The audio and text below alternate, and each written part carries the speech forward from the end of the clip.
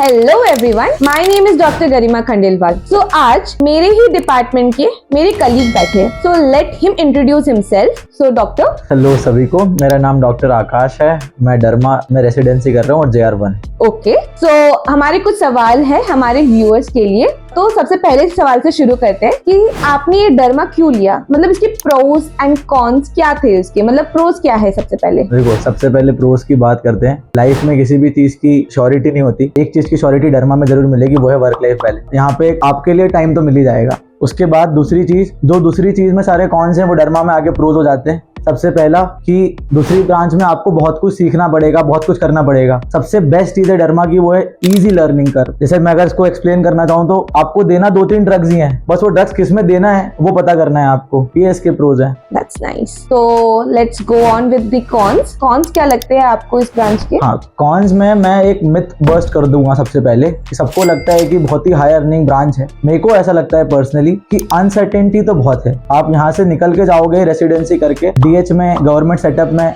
Derma के लिए seat नहीं है। आपको अपना सेटअप स्टार्ट करना पड़ेगा, पेशेंट खुद बनाना पड़ेंगे। तो हाँ, आपके लिए अनसर्टेनिटी तो है, एक चीज ये। और दूसरी चीज ये, आपको प्लेटू आ सकता है भाई, वो ऐसा कि मेडिसिन वाला पेशेंट है उसको नए नए पेशेंट देखने मिलेंगे, सर्जरी वाला पेशेंट है उसको सर्जरी करने के लिए अलग अलग सर्जरी वाली चीजें मिलेंगी। आपके पास वही गिनी चुनी बीमारियों के मरीज आएंगे। तो ये आपको 2 कॉन्स हो सकते हैं। That's nice. So let's go on with the next question. Working hours क्या है इसके? देखो, सब इंस्टीट्यूट्स में अलग अलग वर्किंग आवर्स होंगे। मैं जहाँ पर काम कर रहा हूँ वहाँ पर ऐसा है कि हम लोगों की OPD होती है। OPD जो है वो आफ्टरनून में खत्म हो जाती है। शाम में हम लोगों के वार्ड्स होते हैं, रात में इमरजेंसीज हैं। और इमरजेंसी ऐसी है जितने समय में आपको परेशानियां आती हैं, जिंदगी में परेशानियां कम बार आती हैं, उतनी बारी डर्मा में इमरजेंसी भी आती है। That's actually very nice. तो आपको क्या लगता है कि आपके ब्रांच में स्कोप क्या है आगे? हाँ, स्कोप में देखने के लिए 2 चीजें हैं, 2 में जा सकते हैं। या तो आदमी क्लिनिकल डर्मेटोलॉजी प्रैक्टिस करे या तो कॉस्मेट में चले जाए। क्लिनिकल डर्मेटोलॉजी की भी उतनी ही जरूरत है क्योंकि आजकल सारे लोग कॉस्मेट की तरफ भागते जा रहे हैं। तो आजकल एक गैप तो बन गया, एक वॉइड तो है जिसको फुलफिल करना है अपने जैसे लोगों को। और दूसरा तो कॉस्मेट जो एवरग्रीन है, जो आपको हर बार पैसा देगा, आपके घर में खाना लाएगा।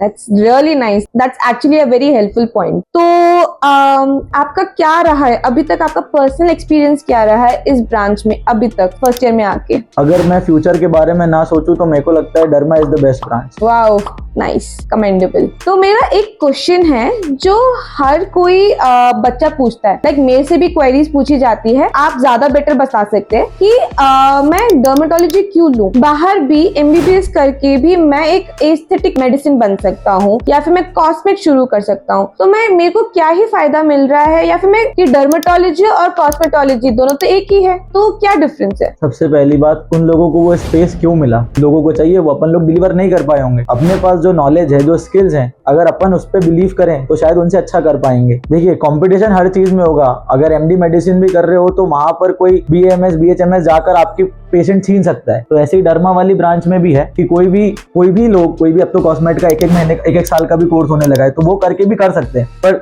दो आपके पास एक अलग स्किल्स हैं, आपने वही 3 साल करा है। आप आगे भी अगर फेलोशिप करके कुछ सीखेंगे तो आपके पास ज्यादा स्किल्स हैं, आपके पास ज्यादा नॉलेज होगा। और आपकी स्किल्स पे मैटर करता है कि आप आगे क्या करने वाले हैं। That's really nice. That's actually a very important information. क्योंकि कॉस्मेटोलॉजी और aesthetic medication is very very different from our own dermatology branch. ठीक है, last but not the least, government और प्राइवेट कॉलेजेस से अगर आप डर्मा उठा रहे हो, आपके हिसाब से क्या डिफरेंस है? कोई डिफरेंस नहीं है, सिर्फ एक ही डिफरेंस होता है कि कब जितना जल्दी सीख सकते हो आप। गवर्नमेंट कॉलेज में पेशेंट का फ्लो ज्यादा होता है, तो वहां पे जो चीज आप 1 साल में सीखते हो, प्राइवेट कॉलेज में 3 साल में सीखते हो। तो बाकी और कोई मेजर डिफरेंस नहीं होता है। एकेडमिक्स आपको हर जगह खुद ज्यादा मेजरली फोकस करना होता है। बस एक डिफरेंस बस इतना ही होता है कि मरीज आपके पास गवर्नमेंट सेटअप में ज्यादा आते हैं, तो आप उतना 1 साल में सीख जाते हो। पर प्राइवेट कॉलेज अपनी PG 3 साल की है, तो 3 साल में PG में भी उतना सीख जाओगे आप। तो उसमें कुछ बहुत ज्यादा डिफरेंस नहीं है मेरे हिसाब से डर्मा में। गवर्नमेंट प्राइवेट किसी भी सेटअप से आप कर सकते हो। So summing up this interview, I am very thankful कि मेरे कलीग ने ये इंटरव्यू दिया, डर्मा डिपार्टमेंट के ऊपर एक इंसाइट दी कि